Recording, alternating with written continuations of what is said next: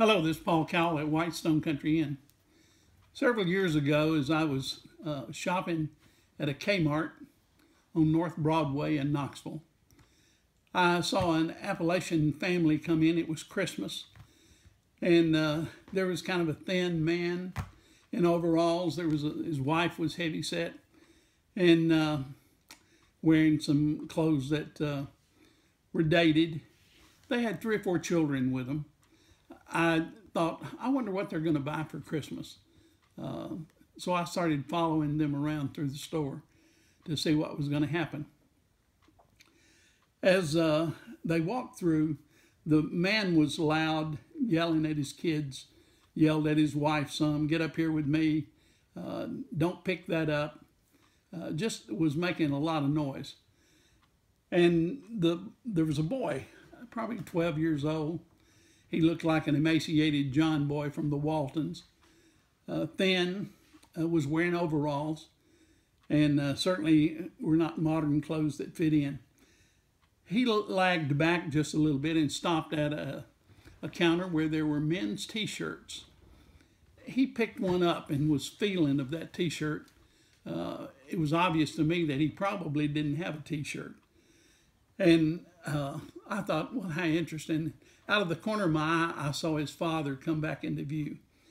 He grabbed the t-shirt, threw it on the pile, and then grabbed the boy by the front of his overalls and started twisting and just slapping him, just backhanding him, back and forth, cursing and yelling.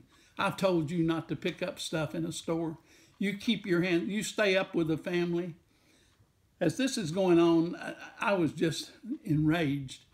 And I guess if we'd have been in the hardware department, there'd have been a hatchet. I'd have wanted to go after this guy. But I don't know what you can do at a time like that. The little boy looked up at me with his head down and his dad hitting him back and forth.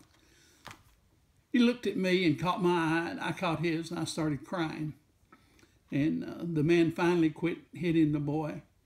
And they walked on through the store, and I thought, I'm not going to take any more of this, even watching. We had been singing a scripture song at church from Philippians 3:10.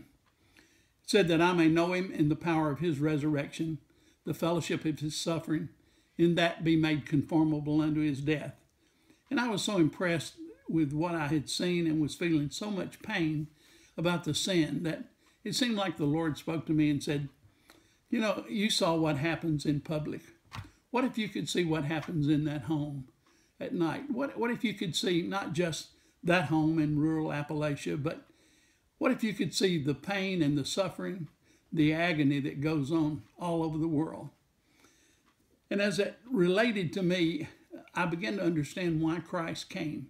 He assumed responsibility for the sin that was in the world, and the Lamb was slain from the foundation of the world. And so that scripture came really alive to me, that I may know him in the power of his resurrection. I certainly want to get there, but in the fellowship of his suffering. And I felt the suffering of Christ, in that I wanted to do all I could to stop the pain of sin, the pain that my own sins have caused me and others, the pain that sin causes. As I observed that, I would have just done anything at that moment to stop the beating that the boy took that day. And it didn't last long, and probably the hits weren't hard. It was more embarrassing. It wasn't bloody. But I wanted to know Christ in the fellowship of his suffering from Philippians 3:10. And I felt like I entered those sufferings a little, that I'd say, okay, I'll go, I'll give, I'll do all I can to stop the encroachments of sin into the world. I'd be willing to go witness to that family. What can I do to stop sin in the world? The scripture came alive to me that Christmas several years ago now, that I may know him in the power of his resurrection, in the fellowship of his suffering, to feel what Christ felt. It says, for the joy that was set before him, he endured the suffering of the cross. He came into the world not to condemn, but that the world through him might be saved. What a wonderful thing it is when we can eradicate sin in a small way or in a big way, and we can stop the works of Satan and bring some peace in the world at Christmas time especially.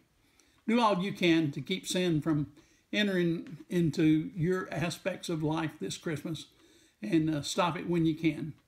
Remember the scripture, that I may know him in the power of his resurrection, in the fellowship of his suffering, in that be made conformable unto his death. So I'm willing to also to die to some of my selfish things to keep sin from happening, and to keep sin from encroaching in the lives of other people as well. Merry Christmas. I hope you have a great season.